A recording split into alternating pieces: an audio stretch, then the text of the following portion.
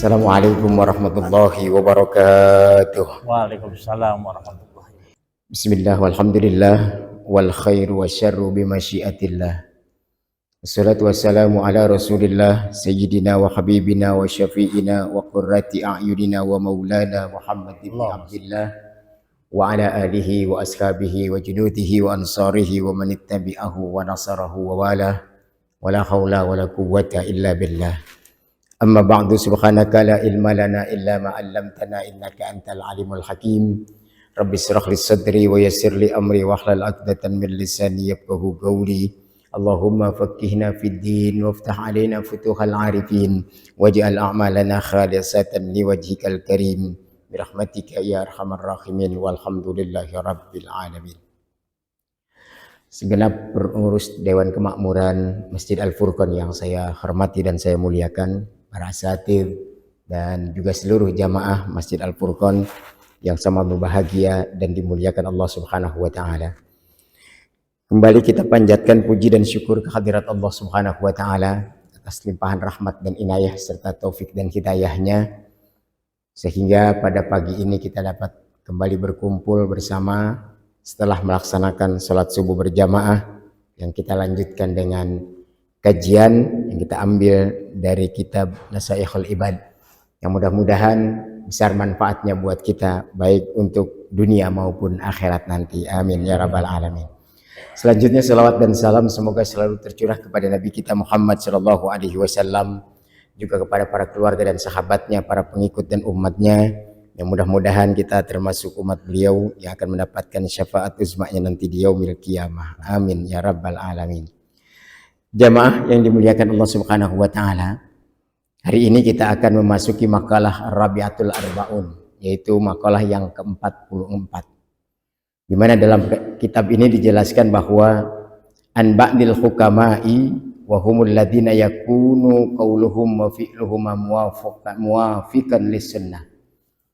Samaratul ma'rifah salatu hisalin, al-haya'u minallahi ta'ala wal hubbu fillahi wal unsu billahi.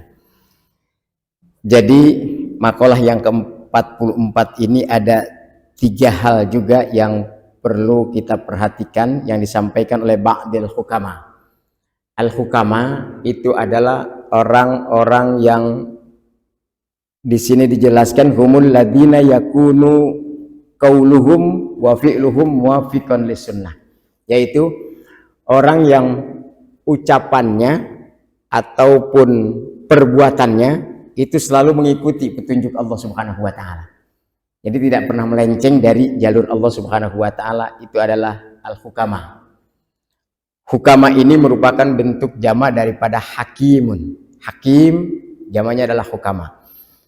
Definisi lain dari kata hukama itu adalah orang-orang yang memiliki hikmah. Artinya ahli hikmah.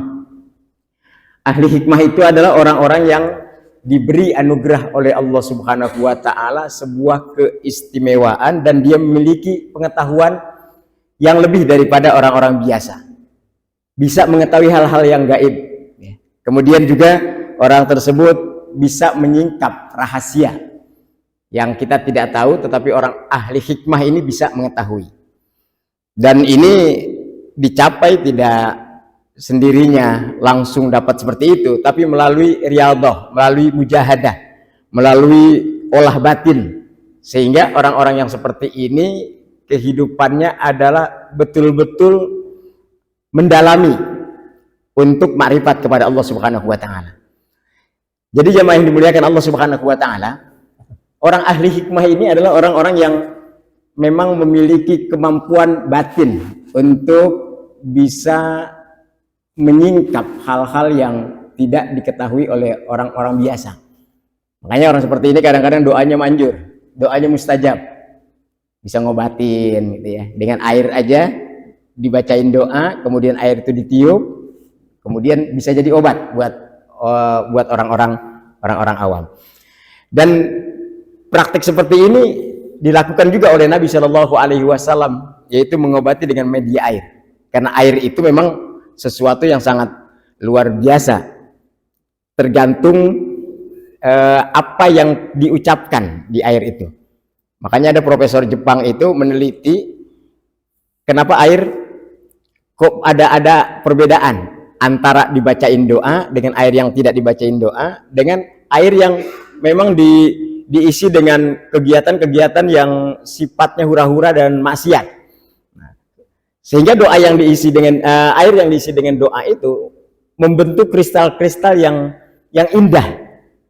Itu yang diteliti oleh profesor Jepang. Nah, oleh karena itu kadang-kadang kita melihat para ulama dulu, ya, orang-orang ahli hikmah ini mengobati pasien, mengobati orang sakit itu dengan cukup dengan air, didoain airnya, kemudian ditiup airnya, bisa jadi obat itu air. Nah, seperti halnya air Zam-Zam. Air Zam-Zam itu kan didoain oleh jutaan orang setiap saat, ya, dengan melingkar, dengan memutar Ka'bah, kemudian di situ ada tasbih, ada takbir, ada tahlil, selalu berdoa, maka air Zam-Zam itu masyuribalahu. Jadi tergantung daripada niatan orang yang minum itu. Nah, makanya kalau kita minum air Zam-Zam itu kan disunahkan untuk baca doa. Doanya ada 3. Yang pertama, Allahumma inna nas'aluka ilman nafi'ah. Ya. Kemudian yang kedua, warizqan wasi'ah. Dan yang ketiga, wasyifaan min kulli da'. Dan ternyata doa yang diajarkan oleh Nabi Shallallahu Alaihi Wasallam ini adalah kebutuhan manusia dalam kehidupannya. Doa yang diajarkan oleh Nabi ketika kita minum air Zam-Zam tersebut. Ya. Yang pertama adalah Allahumma inna nas'aluka ilman nafi'ah. Ya, agar diberikan ilmu yang bermanfaat. Karena kehidupan manusia tanpa dengan ilmu, maka kehidupannya ada di tingkat yang paling rendah. Tetapi dengan ilmu, Allah Subhanahu wa taala akan angkat derajatnya orang tersebut. Yarfa'illahu alladziina aamanu minkum walladziina utul ilma darajat. Orang diangkat derajatnya oleh Allah Subhanahu wa taala, syaratnya 2. Yang pertama adalah beriman, kemudian yang kedua memiliki ilmu. Semakin tinggi ilmunya, semakin diangkat derajatnya oleh Allah Subhanahu wa taala. Dengan catatan dia beriman, dengan catatan dia mengikuti aturan-aturan Allah Subhanahu wa taala. Tetapi kalau ilmunya banyak kemudian tidak didasari dengan keimanan, apalagi melenceng dari ajaran Allah Subhanahu wa taala, justru semakin tinggi ilmunya makin menantang kepada Allah Subhanahu wa taala. Man izdada ilman wa lam yazdad hudan lam yazdad minallahi illa bu'da. Orang yang tambah ilmunya kemudian tidak ada tambahan hidayah dari Allah Subhanahu wa taala, dia tidak akan mendapatkan apa-apa illa bu'da, kecuali justru semakin jauh dari Allah Subhanahu wa taala. Nah, oleh karenanya orang yang diangkat derajatnya oleh Allah Subhanahu wa taala baik di dunia maupun di akhirat itu adalah orang yang beriman dan orang yang berilmu. Maka ketika kita minum air Zam-Zam itu dianjurkan dan disunahkan oleh Nabi doa Allahumma inna nas'aluka ilman nafi'ah. Nah, jadi untuk mendapatkan derajat di dunia dan di akhirat itu adalah dengan ilmu. Kemudian yang kedua, warizqan wasi'ah. Nah, manusia hidup di dunia ini tanpa ada anugerah rizki dari Allah Subhanahu wa taala, ekonomi, ya, ekonomi yang ada di bawah itu pasti akan berbeda dengan orang yang ekonominya tinggi. Maka rizqan wasi'ah ini juga merupakan kebutuhan dalam kehidupan. Makanya dianjurkan oleh Nabi untuk doa itu, ya, minta rezeki yang banyak, minta rezeki yang luas. Nah, yang ketiga adalah rizqan wasi'ah wa syifaan min kulli da'. Dan ternyata air Zam-Zam itu adalah syifaan, menjadi obat min kulli da', dari berbagai macam penyakit. Dan ini sudah bisa dibuktikan dan banyak yang membuktikan bahwa keistimewaan air Zam-Zam tersebut. Artinya apa? Mengajarkan kepada kita bahwa air itu merupakan media juga untuk sarana kita mendapatkan hikmah dari Allah Subhanahu wa taala. Bisa kita berdoa untuk mendapatkan ilmu, bisa berdoa untuk rezeki yang banyak, bisa berdoa untuk kesehatan kita. Ya. Jadi orang-orang ahli hikmah ini banyak yang mengobati pasien, mengobati orang-orang yang sakit itu dengan cara berdoa dan dengan mediasi air tersebut. Nah, yang saya maksud adalah kata-kata hukama tadi, orang-orang ahli hikmah itu bisa mendapatkan itu, bisa mencapai itu dan bisa dianugerahkan oleh Allah Subhanahu wa taala itu, ya, dengan riyadhah. Tidak dengan datang sendirinya, tapi dengan usahanya dengan riyadhah, yaitu berusaha untuk membersihkan diri, kemudian dengan mujahadah, ya, yaitu mendekatkan diri, muqarabah, dengan mendekatkan diri kepada Allah Subhanahu wa taala. Malamnya dia begadang dengan zikir terus-terusan, siangnya dia puasa. Kadang-kadang puasanya ada persyaratan dengan berapa hari, dengan beberapa minggu dan lain sebagainya. Inilah hikmah yang dianugerahkan oleh Allah kepada mereka sehingga orang tersebut dinamakan hukama. Ya. Nah, kalau sudah menjadi hukama seperti ini, orang ahli hikmah seperti ini, ucapannya pun tajam. Ya. Jadi ucapan yang dia ucapkan dan perbuatan yang dia lakukan itu semata-mata karena bimbingan, muafikan lis sunnah, ya. Jadi sesuai dari petunjuk Allah dan baginda Nabi kita Muhammad Shallallahu Alaihi Wasallam. Nah, istilah-istilah ini kita harus pahami, kan ada hukama, kemudian ada ulama. Hukama beda dengan ulama. Nah, ulama itu yang digali, yang dicari, yang diperbanyak, yang diperkuat adalah ilmu agama, ya. Makanya orang-orang yang alim seperti ini kalau sudah alimnya tinggi maka disebut ulama, dan itu pun merupakan bentuk jama'. Nah, bentuk jama' dari kata alim, bukan alim tapi alim. Beda. Kalau alim adalah orang yang memiliki ilmu pengetahuan, tapi kalau alim orang yang pengetahuan ilmu agamanya itu sudah tinggi. Beda. Kalau alim jamaknya adalah alimuna, tapi kalau alim jamaknya adalah ulama. Dan ulama ini disebut di dalam Al-Quran, yaitu sebuah ayat yang berbunyi innama yakhsyallaha min ibadihil ulama. Sesungguhnya orang yang takut kepada Allah Subhanahu wa taala itu adalah golongan para ulama, orang-orang yang memiliki ilmu. Artinya mengingatkan kepada kita kalau ada ulama yang semakin berani sama Allah, apalagi ada ulama yang mengutak-ngatik Al-Qur'an, mencari dalil untuk melakukan pembenaran terhadap kemaksiatan, maka itu adalah ulama yang tidak sesuai dengan ajaran agama, karena semakin jauh dari Allah Subhanahu wa taala.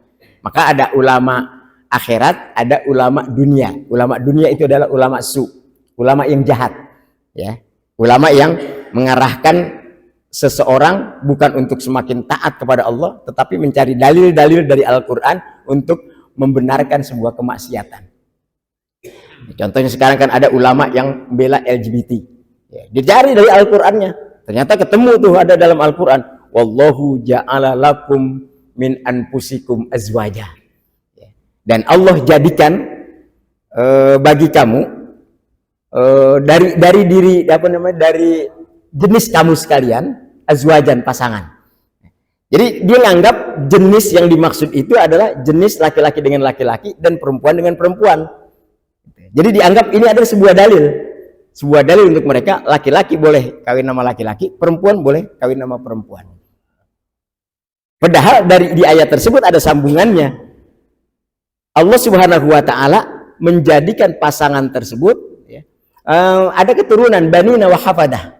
Ada anak-anak dan ada cucu-cucu. Nah, kalau laki sama laki kawin, perempuan sama perempuan kawin, kan nggak ada keturunan, nggak ada anak, nggak ada cucu. Nah, yang seperti ini nih yang dicarikan dalil. Nah, oleh karena itu ulama yang seperti itu adalah tergolong ulama su.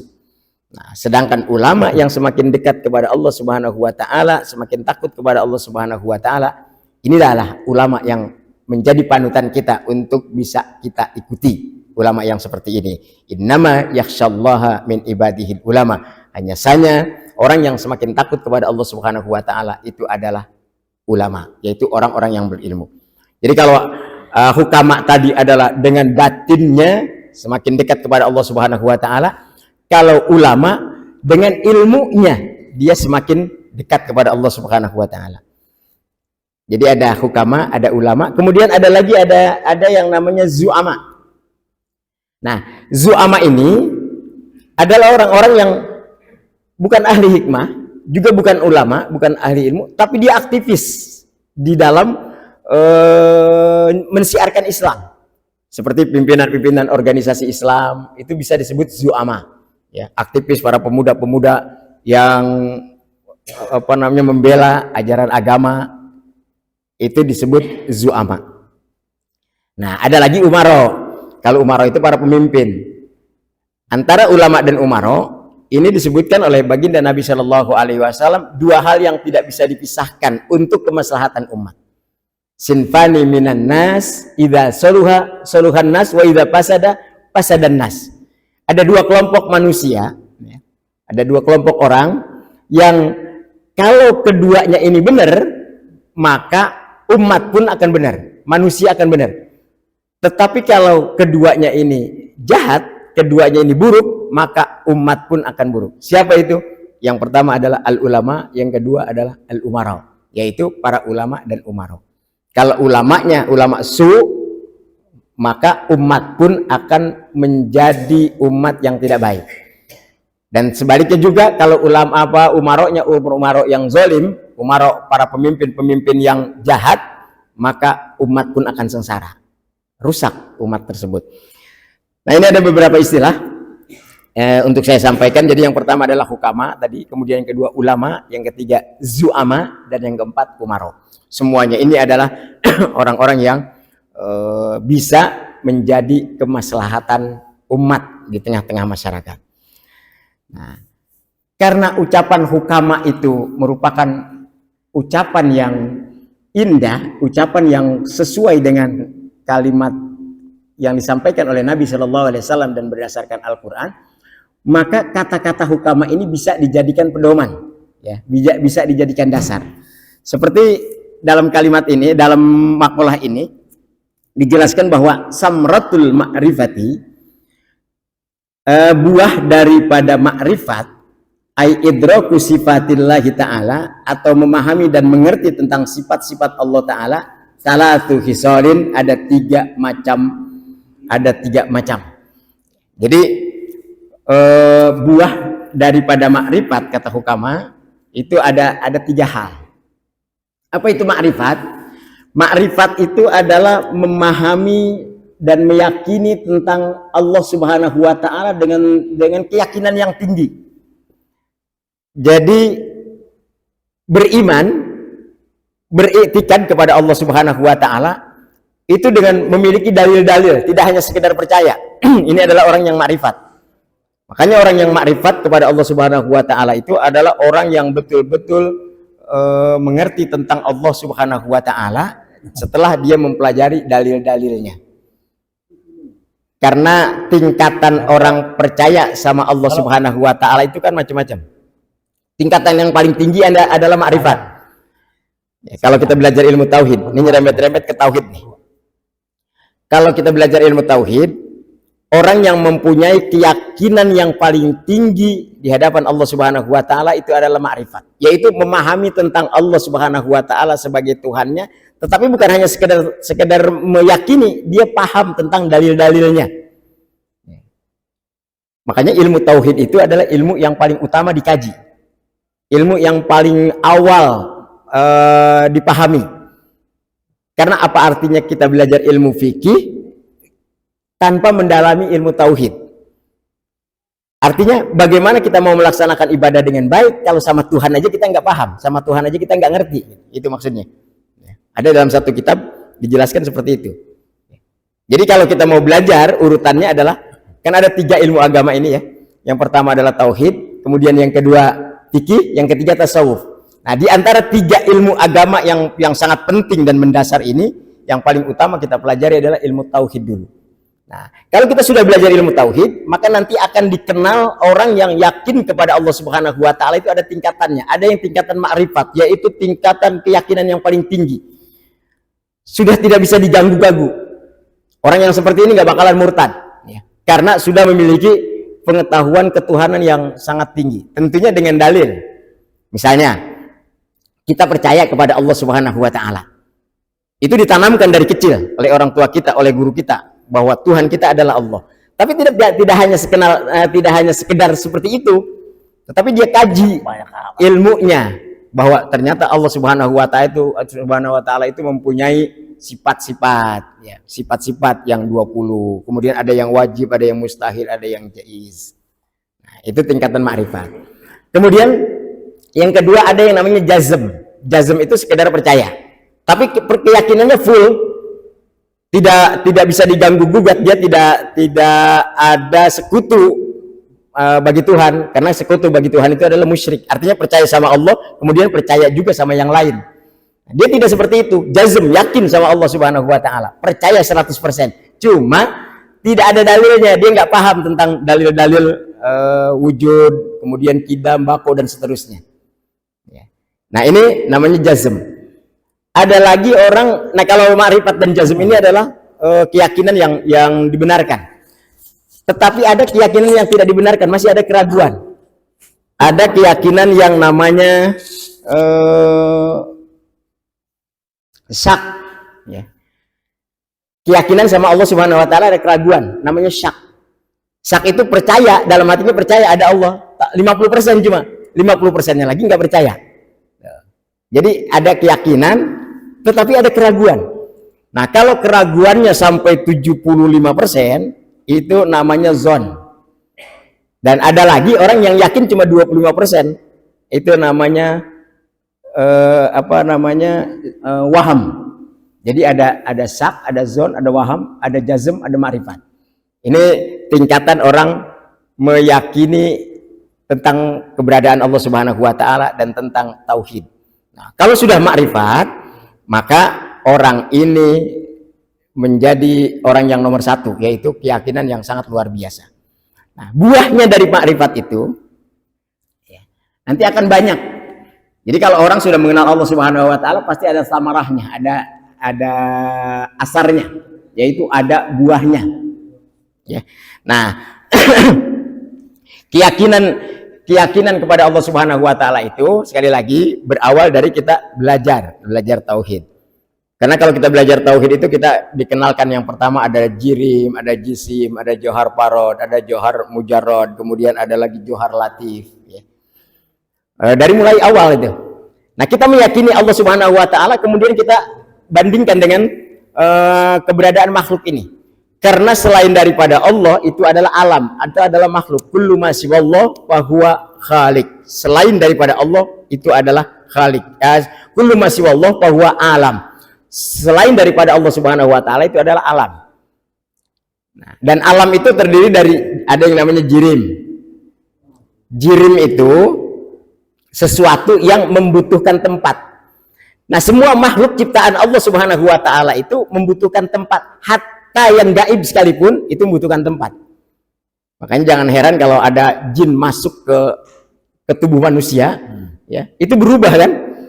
Suaranya berubah manusia tadi. Karena bukan manusianya lagi, tapi jinnya masuk ke dalam itu. Walaupun dia gaib, tapi membutuhkan tempat. Seperti malaikat. Malaikat kita nggak bisa ngelihat malaikat gaib, tapi ada tempatnya, tetap ada tempatnya. Ya. Ada membutuhkan tempat. Nah, makanya semua makhluk itu disebut jirim. Nah, jirim ini berbagai macam. Ada yang namanya jisim. Jisim itu adalah benda atau alam makhluk yang bisa dibagi. Kayak kita manusia ini kan bisa dipotong-potong, bisa dipecah-pecah. Ya. Pokoknya benda apapun yang kelihatan, baik makhluk hidup ataupun mati, itu bisa dibagi-bagi, bisa dipecah-pecah. Itu namanya jisim. Nah, kemudian ada lagi johar farad. Johar farad itu benda, tetapi nggak bisa, saking kecilnya, itu nggak bisa dipecah, nggak bisa dibagi. Contohnya tepung lah. Tepung tuh. Tepung saking halusnya, bisa nggak kita potong, kita belah? Kan nggak bisa. Itu yang namanya johar farad. Ada lagi ada johar mujarrad. Johar mujarrad itu adalah cahaya nih, kayak gini nih, seperti cahaya. Cahaya membutuhkan tempat juga, walaupun dia nggak kelihatannya nggak membutuhkan tempat. Makanya buktikan ya Pak. Kalau Bapak memasang sebuah bohlam yang katakan 20 watt. 20 watt ini disimpan di ruangan yang kecil dengan yang satu lagi di ruangan yang besar. Kira-kira cahayanya berbeda apa enggak? Berbeda. Di ruangan kecil itu cahayanya akan lebih terang. Tapi begitu kita taruh di ruangan yang besar, cahayanya akan lebih pudar. Nah, ini artinya apa? Membutuhkan bahwa cahaya pun membutuhkan tempat. Angin, nggak kelihatan kan sama kita angin itu. Nah, tetapi dia membutuhkan tempat juga. Buktinya kalau dia berhembus, maka semuanya akan goyang. Nah, ini yang namanya johar mujarrad. Ada lagi johar latif. Johar latif seperti halnya jin dan malaikat yang saya katakan tadi, itu namanya johar latif. Saking halusnya. Nah, yang dimaksud adalah dengan mempelajari itu untuk membandingkan, begitulah makhluk meskipun nggak kelihatan, tetapi masih membutuhkan tempat. Beda dengan Allah Subhanahu wa taala, ya. Beda dengan Allah Subhanahu wa taala. Yang orang makrifat tersebut, orang-orang yang sudah mencapai makrifat akan memahami tentang Allah Subhanahu wa taala. Jadi gaibnya tidak seperti malaikat. Di sini yang perlu kita pelajari. Nah, kemudian orang yang sudah makrifat itu akan ada buahnya, yaitu salatu hisolin. Ada tiga hal. Yang pertama adalah al-haya'u minallahi ta'ala. Dia akan memiliki sifat malu kepada Allah Subhanahu wa taala untuk bermaksiat, karena sudah diketahui oleh Allah Subhanahu wa taala, dan dia juga sudah mengetahui tentang Allah Subhanahu wa taala, sehingga ketika dia bermaksiat malu kepada Allah Subhanahu wa taala dan bisa menahan diri. Sekarang kan orang rusaknya itu udah berbuat maksiat tetapi bangga dengan kemaksiatan itu. Jadi udah tidak punya malu lagi. Kalau masih punya malu lagi, kadang-kadang maksiat itu masih disembunyikan. Dan Allah Subhanahu wa taala juga kadang-kadang Allah Subhanahu wa taala itu memberikan kepada kita ya sebuah penutupan. Ya, artinya ditutup aib-aib kita. Coba kalau aib kita ini dibuka oleh Allah Subhanahu wa taala, wah hancur kita, ya. Termasuk makhluk yang, karena kita termasuk makhluk yang selalu berdosa kepada Allah Subhanahu wa taala. Nah, tapi orang yang marifat memiliki rasa malu kepada Allah Subhanahu wa taala, dia melakukan perbuatan maksiat karena selalu diawasi oleh Allah Subhanahu wa taala. Nah, inilah capaian yang ada di dalam ilmu agama yang namanya ihsan. Ya, jadi Allah selalu mengawasi, dan kalau dia tidak merasa Allah mengawasi, maka dia akan merasa diawasi oleh Allah Subhanahu wa taala. Itu yang pertama. Kemudian yang kedua, orang yang makrifat adalah memiliki al-hubbu fillah, yaitu memiliki rasa cinta kepada Allah Subhanahu wa taala. Merasa cinta kepada Allah Subhanahu wa taala, dan cinta yang ada pada dirinya juga selalu dikaitkan dengan Allah Subhanahu wa taala. Dia cinta kepada sesuatu, maka ini adalah untuk kepentingan mendapat ridho Allah Subhanahu wa taala. Dia cinta sama istrinya, kemudian dia nikah bukan semata-mata untuk syahwat, tetapi untuk mencari ridho Allah Subhanahu wa taala. Dia cinta kepada hartanya bukan untuk berbangga-bangga dengan hartanya, tetapi justru untuk mendapatkan ridho Allah Subhanahu wa taala. Nah, ini yang dimaksud dengan buah dari makrifat dan mengenal Allah Subhanahu wa taala. Serta yang ketiga adalah wal unsu billah. Dia senang, tetapi senangnya itu adalah untuk Allah Subhanahu wa taala. Yang dimaksud dengan untuk Allah adalah untuk mendapatkan ridho Allah Subhanahu wa taala. Jadi jamaah yang dimuliakan Allah Subhanahu wa taala, itulah pentingnya kita memiliki sifat ketauhidan sampai tingkat makrifat ini. Sehingga orang yang seperti ini pertama akan memiliki rasa malu untuk berbuat dosa, berbuat maksiat kepada Allah. Kemudian yang kedua adalah dia akan memiliki rasa cinta terhadap apapun, tetapi dasarnya adalah cinta itu karena Allah Subhanahu wa taala. Dan yang ketiga, andai kata dia senang-senang, itu pun senang-senangnya adalah untuk mendapat ridho Allah Subhanahu wa taala. Jamaah yang dimuliakan Allah Subhanahu wa taala, sampai di sini barangkali kajian kita.